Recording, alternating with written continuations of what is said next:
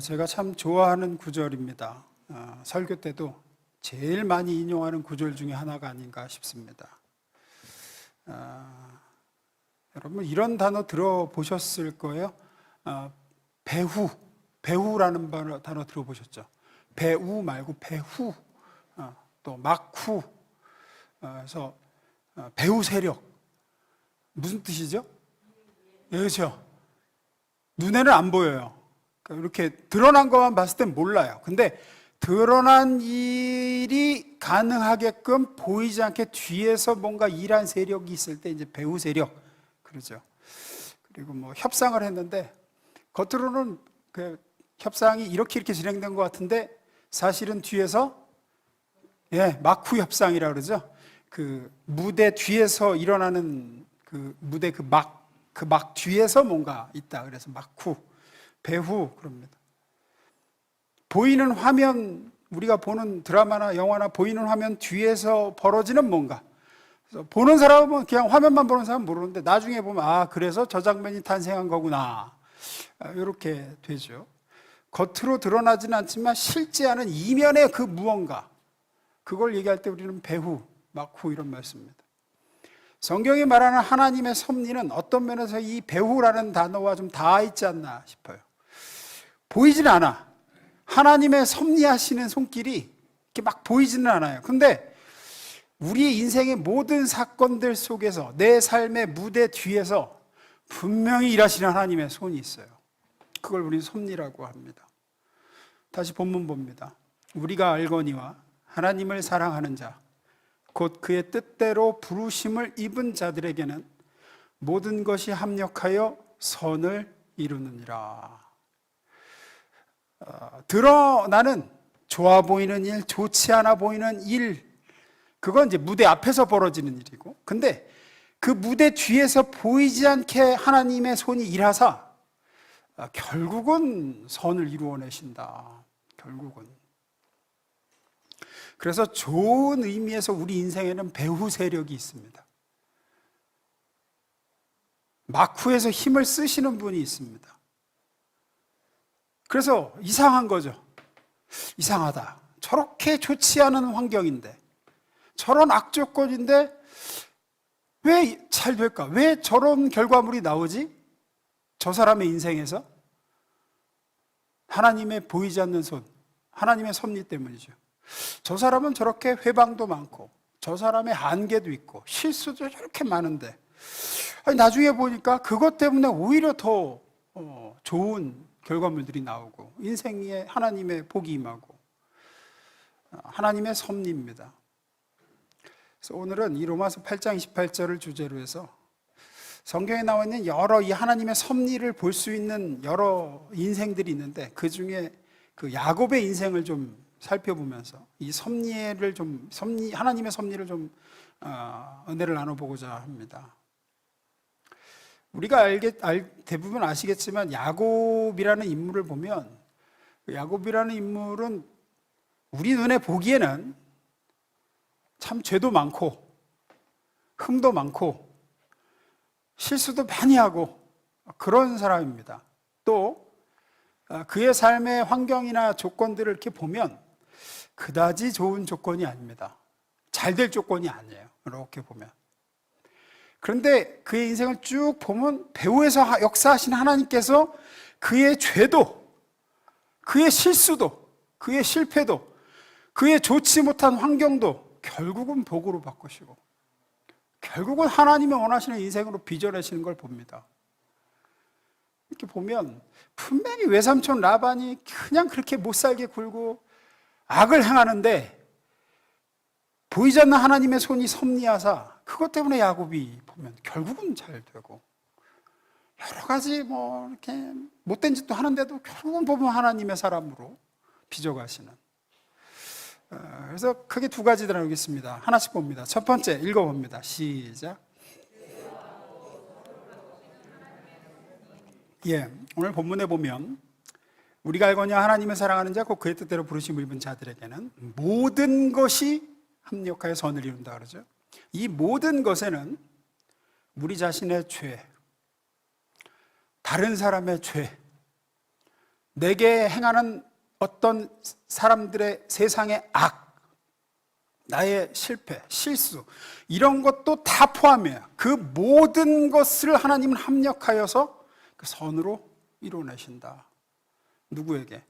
하나님의 뜻대로 부르심을 받은 자에게는 그렇게 하신다.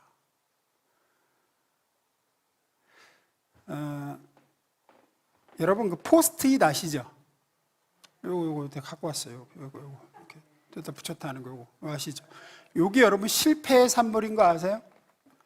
요게 원래 3M에서 제일 처음에 뭘 개발하려고 그랬냐면 접착제를 개발하려고 그랬대요. 접착제. 근데 개발을 했는데 이 접착제가 이게 붙으면 이렇게 굳어가지고 붙어야 되잖아. 근데 이제 안 굳더래 얘가.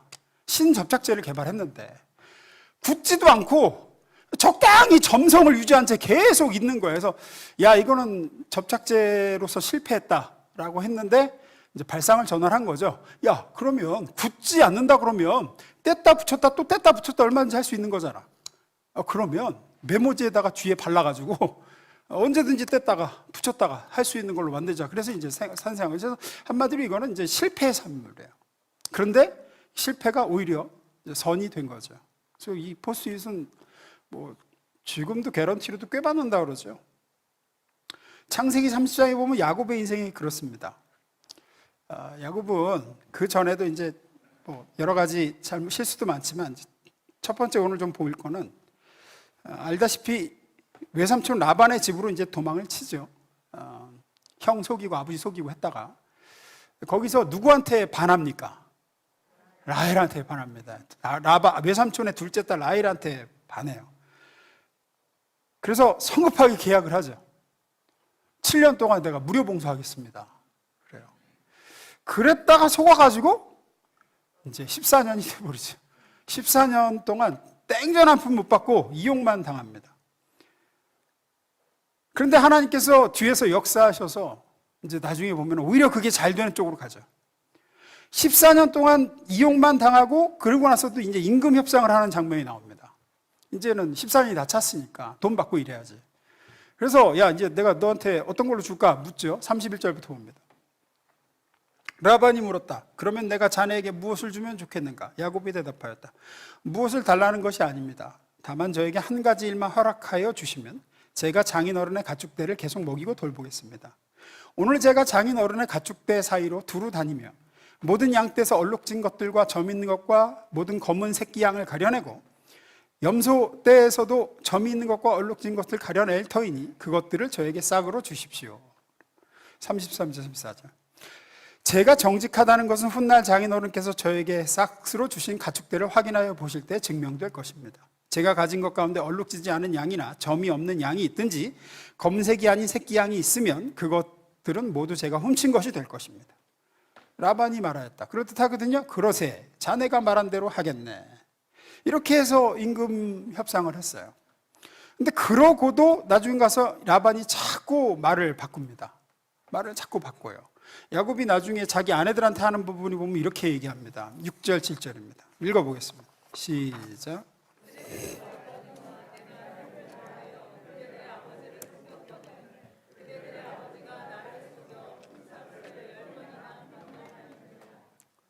예, 품삯을 10번이나 변경했대요. 어떻게 바꿨을까요?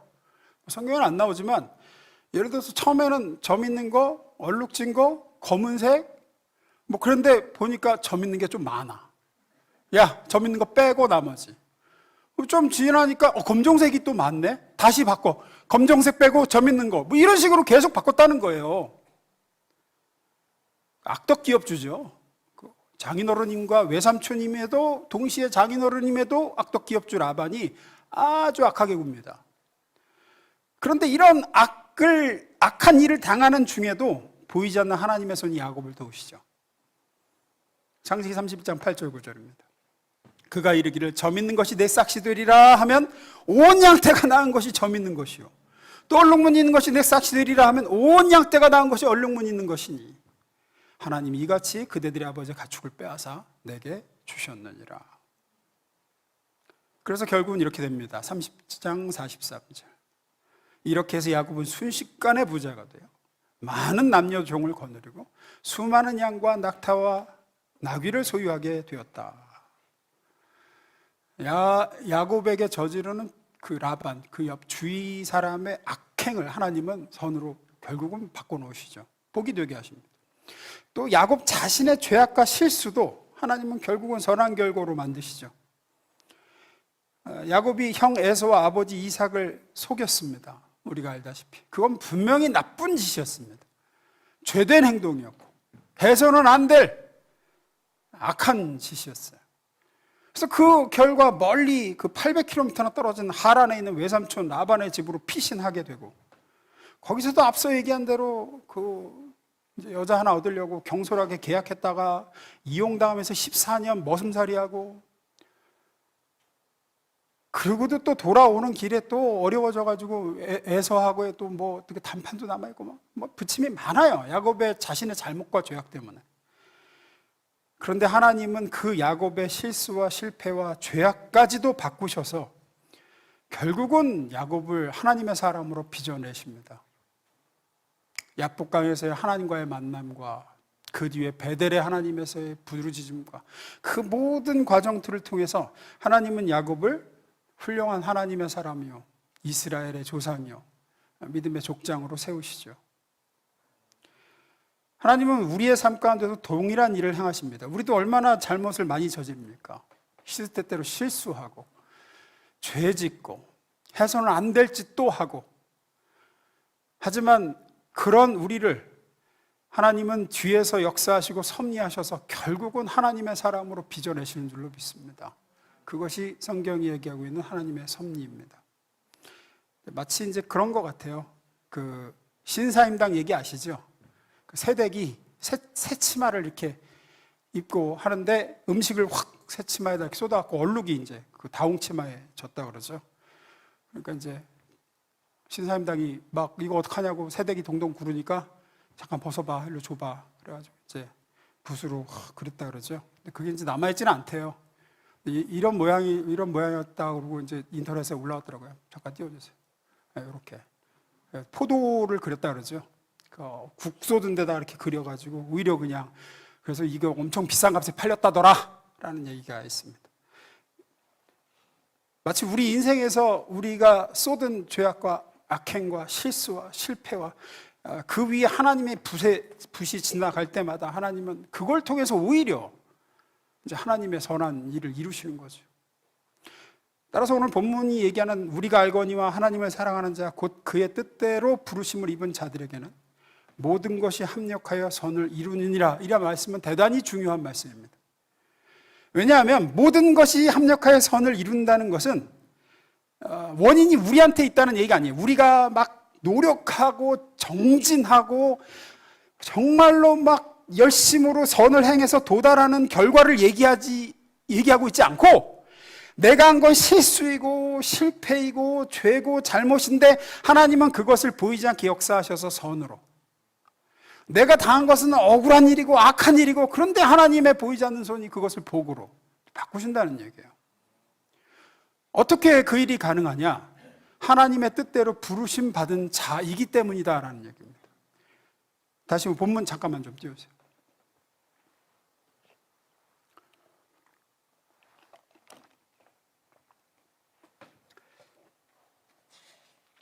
우리가 알거니와 하나님을 사랑하는 자 곧 그의 뜻대로 부르심을 입은 자들에게는 모든 것이 합력하여 선을 이루느니라. 야곱도 하나님의 뜻대로 부르심 받은 자이기 때문에 야곱의 인생에 그런 일이 일어나는 겁니다. 하나님은 야곱을 아브라함과 이삭을 잇는 믿음의 족장으로 세우시기로 뜻을 정하시고 작정하셔서 부르셨어요. 야곱을 부르시죠. 베델에서 부르시죠. 전능하신 하나님의 작정과 뜻이 있었습니다. 야곱을 향한. 나는 얘를 요런 인생으로 빚어갈 거야. 나는 이 야곱이라는 얘를 무슨 일이 있어도 아브라함과 이삭을 잇는 이스라엘의 믿음의 족장으로 세우겠다라는 하나님의 뜻이 있었어요. 작정이 있었어요. 그 하나님의 작정하신 뜻과 계획은 야곱의 죄악됨도 그의 실수도 그의 악함도 라반의 악행도 그 어떤 것도 막을 수 없다는 거예요. 우리도 마찬가지입니다. 하나님은 우리를 하나님의 뜻대로 부르셨죠. 우리를 자녀 삼아 아들 예수의 형상대로 빚으시기로 작정하셨어요. 여러분을 그렇게 작정하셔서 부르셨습니다. 각 사람을 향한 하나님의 뜻이 있습니다. 계획이 있어요. 그리고 그 하나님의 여러분을 향한 작정과 계획은 그 무엇도 여러분의 죄됨이나 여러분의 실수나 여러분의 약함이나 세상의 악함이나 그 어떤 것도 여러분의 인생을 향한 하나님의 뜻을 막을 수 없는 줄로 믿습니다. 못 막아요. 우리에게 무슨 일이 일어나든지 우리가 무슨 짓을 하든지, 좀 극단적인 표현을 쓰자면 여러분이 무슨 짓을 하든지,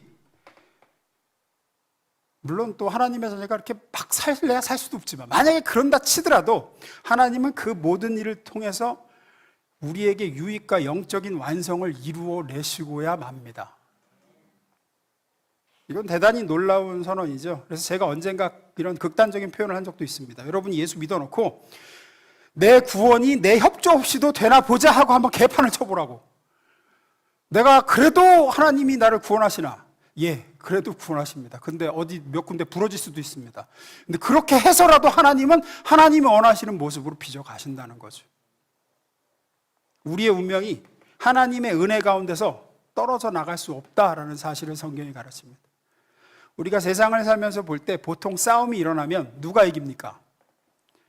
우리는 센 사람이 이기는 거라고 생각하죠. 나라와 나라가 싸우면 강한 나라가 이기는 것 같지만 여러분 잘 보세요. 질긴 나라가 이겨요. 질긴 사람이 이긴다고요. 역사가 이겨요. 베트남전. 미국이 셉니까? 베트남이 셌습니까? 미국이 북베트남보다 훨씬 셌습니다. 근데 누가 이겼죠? 왜?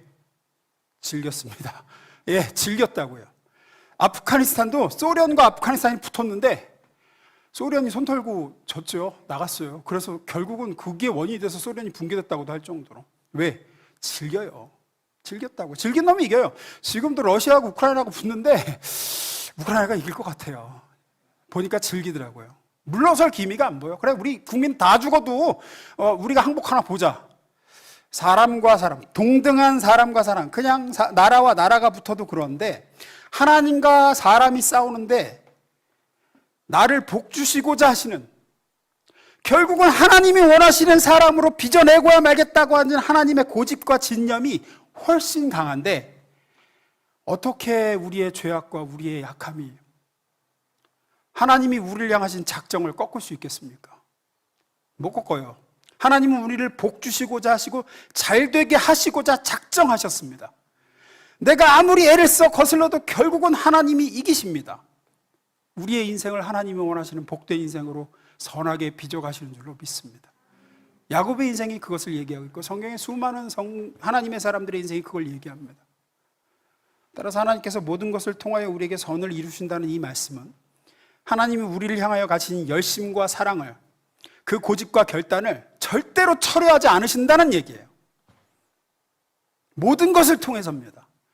모든 것 속에는 우리의 눈으로 볼 때 하나님 마음에 들지 않는 것도 있을 것이요, 우리가 하나님 앞에 반항한 것도 있을 것이요, 하나님의 뜻을 회방하고자 하는 마귀의 공격도 있을 것이요, 어떤 거는 그냥 반항 정도가 아니라 우리가 하나님의 이름을 욕되게 하고 크게 범죄한 것까지도 포함된 것입니다. 하나님은 그 모든 것들을 빚으시고 결국은 선이 되게 하시고 결국은 하나님이 원하시는 우리로 만들어 가십니다.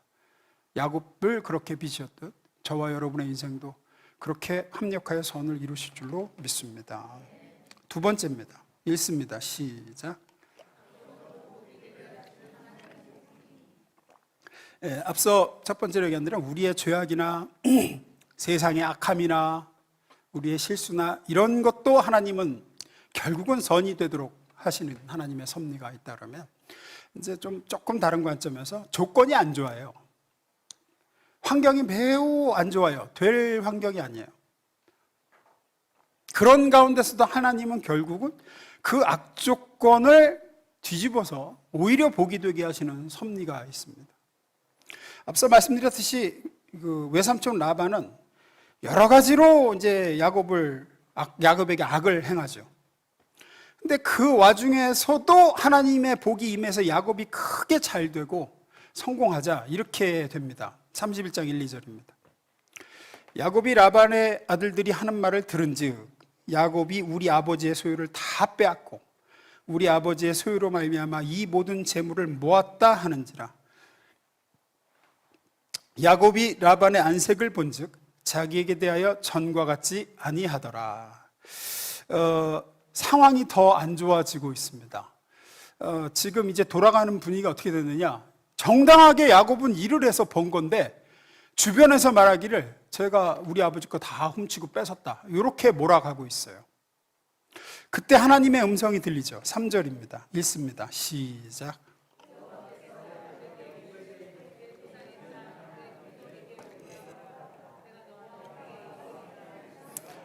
예, 잘 보세요. 하나님의 음성이 지금 어떤 상황에서 임한 거죠?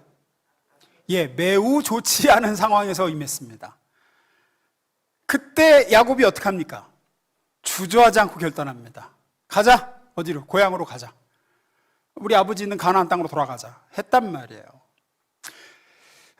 우리를 향한 하나님의 인도하심을 크게 네 가지로 얘기하죠. 말씀으로 인도하시고, 기도로 인도하시고, 주위 사람들의 권면을 통해서 인도하시고, 또 한 가지가 환경을 통해서 인도하세요. 환경을 통해서. 만약에 라반이 참 잘해줘, 야곱한테. 아이고 우리 사위, 아이고 우리 조카, 그냥 힘들었지, 밖에 들여서 일하고 오면 어깨 주물러주고 내가 인센티브 더 쳐줄게, 그래가지고 뭐 양떼도 소떼도 더 안겨주고, 너는 내 아들이야, 내 10 아들보다도 아깝지 않은 내 아들 같은 사위야, 뭐 이러면서 잘해줬으면 야곱은 어떻게 됐을까요? 예, 영영 하란을 벗어나지 못했을 겁니다. 약속의 땅으로 갈 일이 없습니다. 이스라엘이 될 수가 없어요. 나중에 이스라엘이 되죠, 야복강에서. 이스라엘이 될 수 없습니다. 베델의 하나님도 만날 수 없었을 겁니다. 일어나 베델로 올라가자. 내 환난 날에 나를 도우시는 내 하나님께 내가 가겠다. 그런 야곱의 이런 믿음은 세워질 수가 없어요.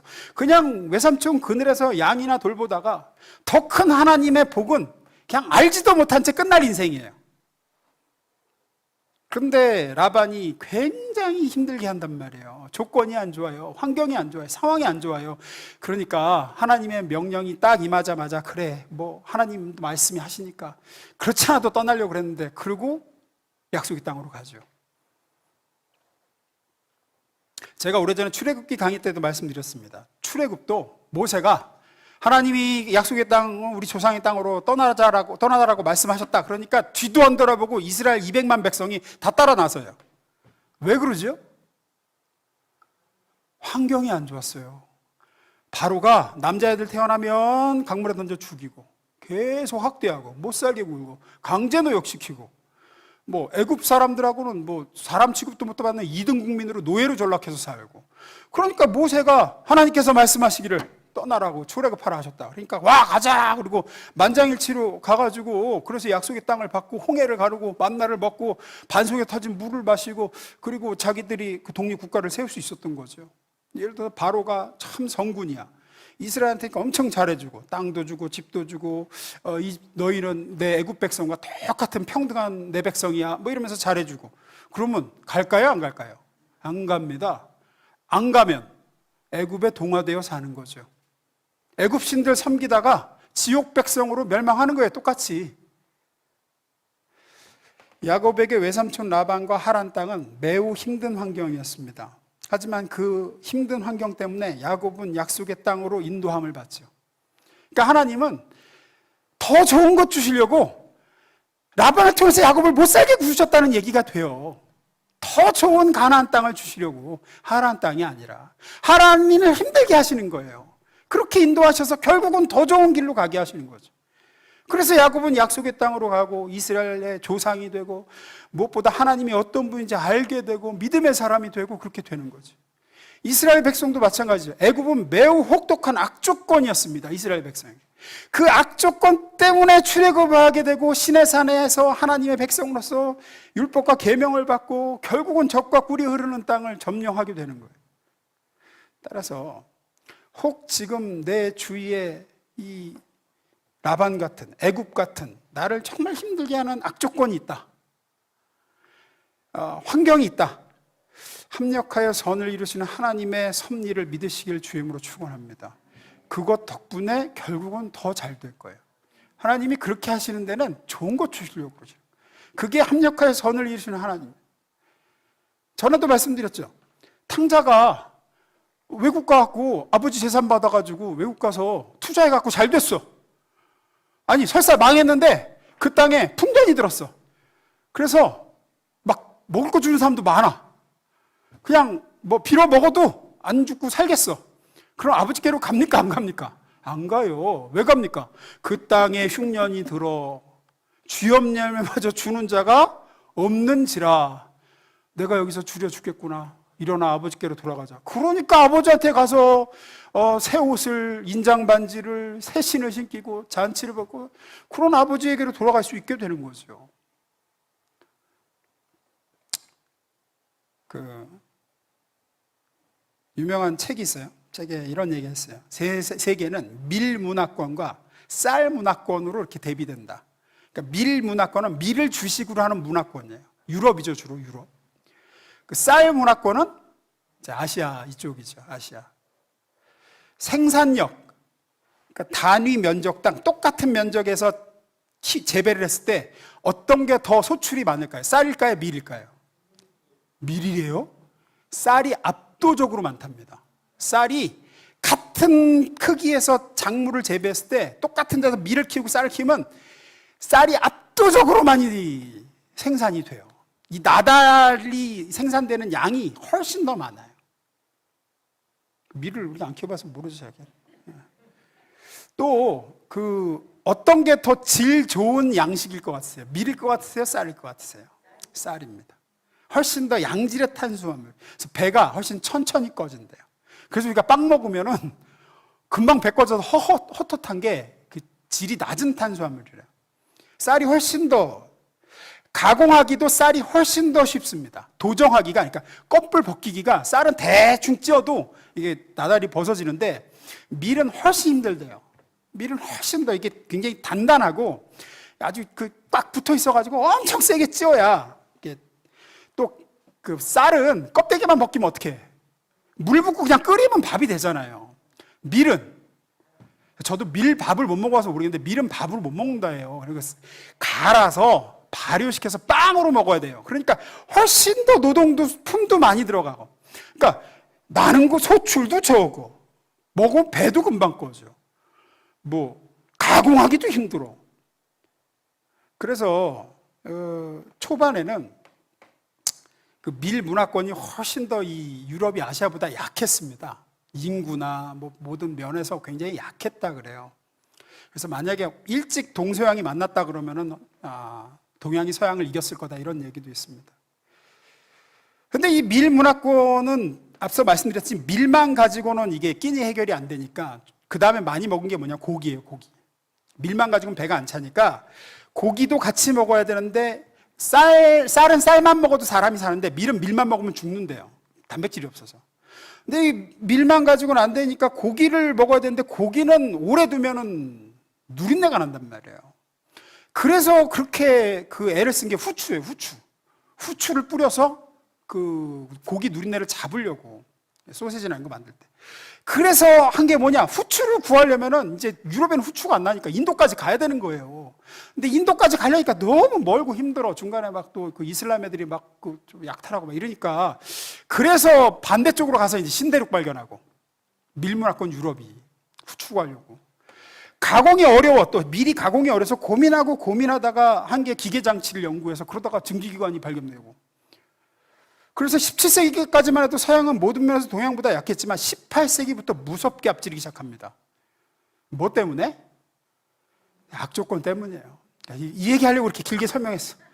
이 얘기하려고. 그러니까 조건이 매우 안 좋은 열악한 것인데 결국은 그게 오히려 복이 돼가지고 유럽에 산업혁명을 일으키고 선진문물이 도입되고 신대륙 발견하고 뭐 이런 일이 벌어져가지고 결국은 서구 열강들한테 아시아가 이렇게까지 그 근대까지 짓밟히게 되는 역사가 일어났어요. 결과적으로 우리한테 안 좋았지만 그게 뭐냐면 악조건이 결국은 복이 된 사례가 굉장히 많다는 겁니다. 그리고 하나님께서 사랑하시는 자녀들에게는 하나님은 그렇게 일하신다는 거예요. 악조건도 좋지 않은 환경도 결국은 하나님이 원하시는 선을 이루시는데 동원하셔서 쓰신다. 하나님은 할 수만 있다 그러면 우리에게 필요한 무엇이든지 하실 것입니다. 이사야 45장 7절에 이렇게 얘기합니다. 읽습니다. 시작.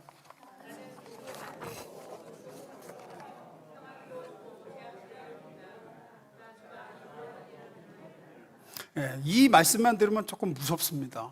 맞죠? 하나님은 이 모든 것을 주관하십니다. 빛도 만들고 어둠도 창조하시고 평안도 주시면 재앙도 일으키십니다. 나 주 하나님이 이 모든 일을 하십니다. 그런데 우리에게 든든한 안심이 되는 구절이 있죠. 이 모든 일을 한 가지 목적을 위해서 하신다라는 겁니다.